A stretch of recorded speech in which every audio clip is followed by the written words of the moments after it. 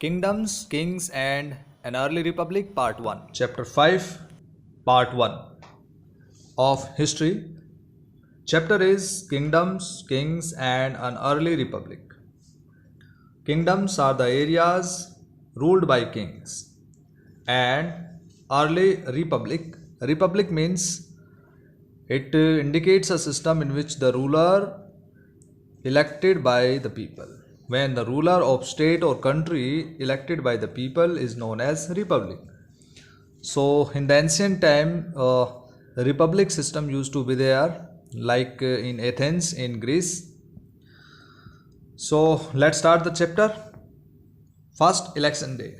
You know that today, particularly in India and other democracies like India, the rulers and the governments are elected by the people through elections.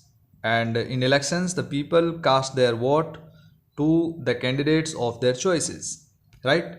But the question is how some men became rulers in the past. It means how did men become rulers in past? Some of the rajas we read about in chapter 4 in the previous chapter, that they were chosen by the Jana. Jana means people. Jana, people, you have to remember. Jana means people. They were elected by Janas. But around 3000 years ago, we find some changes taking place in the ways in which Rajas were chosen. How the Rajas were elected or selected. Some men now became recognized as Rajas by performing very big sacrifices. What were these kinds of sacrifices? We are taking one example. Aswamedha. This is one kind of sacrifice. Aswamedha. Now you have to listen very carefully. Aswamedha or horse sacrifice. It was one such ritual, right? This kind of rituals were performed by powerful rajas to become more powerful. A horse was let loose to wander freely and it was guarded by the raja's men, means soldiers. If the horse wandered into the kingdoms of other rajas, if it could enter in other raja's kingdom and they stopped it, it means they had to fight. They had to fight the raja or king who is owner of the horse, right? Who had means left the horse to wander freely. So they if they allowed the horse to pass right through their territory or their land, it meant that they accepted that the raja who wanted to perform the sacrifice was stronger than them and they accepted their majesty and power. So these rajas were then invited to the sacrifice, which was performed by specially trained priests who were rewarded with gifts, because these priests or pujaris used to perform these rituals and after that they were rewarded by the rajas and kings. The raja who organized the sacrifice was recognized as being very powerful and all those who came brought gifts for him. Some of them means used to carry very precious gifts for the raja, and the raja was a central figure in these rituals. He often had a special seat, singhasan, known as throne or tiger skin. His charioteers, who was his companion in the battlefield and witnessed his exploits, chanted tales of his glory. It means Raja was considered as glorious figure and he was respected by all those who joined the sacrifice. His relatives, especially his wives and sons, had to perform a variety of minor rituals. The other rajas were simply spectators who had to sit and watch the performance of the sacrifice. So priests performed the rituals including the sprinkling of sacred water on the king and the ordinary people. The wish or vaishyas also brought gifts, and however some people such as those who were regarded as shudras by the priest were excluded from many rituals. So you have to understand that in these kinds of sacrifices priests used to perform for the kings, and after that ordinary people also used to come with the gifts for raja. They used to bring the gifts for raja, and among those people the wish or vaishyas also used to come, but shudras were not allowed. Shudras were the last means types of people in Varna system. So now we'll discuss about Varna system. So Shudras were not allowed to come in the sacrifices. Now Varnas. What do you understand by Varnas? Now we'll read about Varnas. In the ancient time, the society consisted of different kinds of people, and they were categorized on the basis of their professions, right? Their professions means considering regarding they were priests, warriors, farmers, herders, traders, craftspersons, laborers, fishing folk, and forest people. Some priests and warriors were rich, as were some farmers and traders. Others, including men, herders, craftspersons, laborers, fishing folk, and hunters and gatherers, were poor.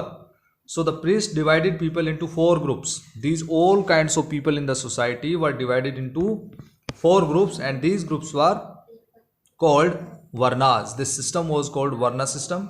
So according to them, each Varna had a different set of functions, and each Varna had different types of functioning, and have a separate status. The first Varna was that of the Brahmin. First was Brahmin. Brahmins were expected to study. They used to teach also. The Vedas, perform sacrifices and receive gifts. This was the main function of Brahmins, and they were considered highest in the society. Second place were the rulers. Rulers, Kshatriyas, were called Kshatriyas. Number one, Brahmins. Number two, Kshatriyas. They were expected to fight battles and protect people, protect their state. Generally, they used to fight. And third were Vish or Vaishyas, traders, expected to be farmers, herders, and traders. All the categories were there in the Vish or Vaishyas. So both the Kshatriyas and the Vaishyas could perform sacrifice, but Shudras were not allowed. So fourth kind of category was Shudras, who had to serve the other three groups. They were the servants and could not perform any rituals. Often women were also grouped with the Shudras. Both women and Shudras were not allowed to study the Vedas, and these kinds of Shudras were considered as untouchable. Brahmins were considered the highest classes, and untouchable were among the Shudras. They were not allowed to perform the rituals. They were not allowed to join these kinds of performances. So these included some craftspersons, hunters and gatherers, as well as people who helped perform burials and cremations. So the priest said that contact with these groups was polluting. So in this way we can understand Varna system. It was based on the professions, and after that, if the person who is doing one kind of profession, so he or she were kept in the particular category of Varna system. For example, if anybody is Brahmin, so the son of that Brahmin would become Brahmin, right? So in the same way, somebody is Kshatriya, the son of that Kshatriya will become automatically Kshatriya. So this was based on the birth later, and it was known as caste system in the further years consequently. So this was about Varna system. The next topic is Janapadas. Before discussing about Janapada, see here, this is the figure, painted grey ware. Plates and bowls are the most common vessels made out of painted grey ware.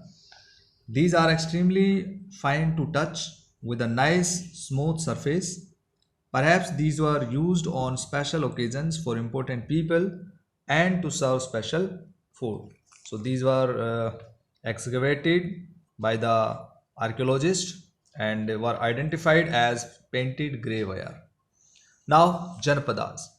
The Rajas who performed these big sacrifices were now recognized as being Rajas of Janapadas rather than Janas. Earlier the Rajas used to be of Janas, but now the big Rajas were of Janapadas. The word Janapada literally means the land where the Jana set its foot and settled down. Some important Janapadas are shown on map 4. We can see on page number 49. Archaeologists have excavated a number of settlements in these Janapadas such as Purana Kila in Delhi, Hastinapur near Meerut, and Atranji Khera. These two places, Hastinapur near Meerut and Atranji Khera near Etah, these are in Uttar Pradesh at present. So they found that people lived in huts and kept cattle as well as other animals. They also grew a variety of crops.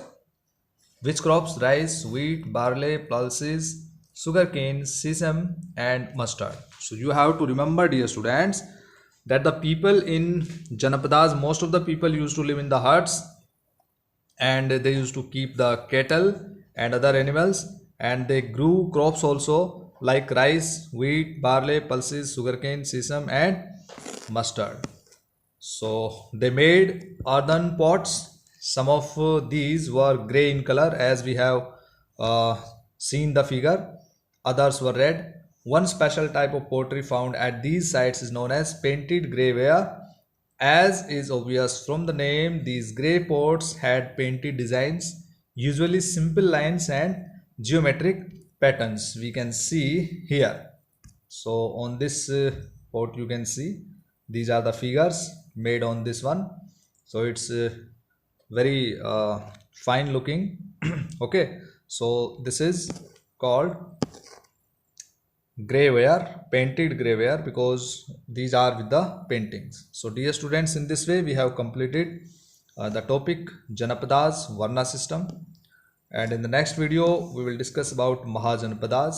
Just you have to watch this video carefully, listen very carefully. If you don't understand, you can ask me by writing in the comment box. Thank you. Have a nice day.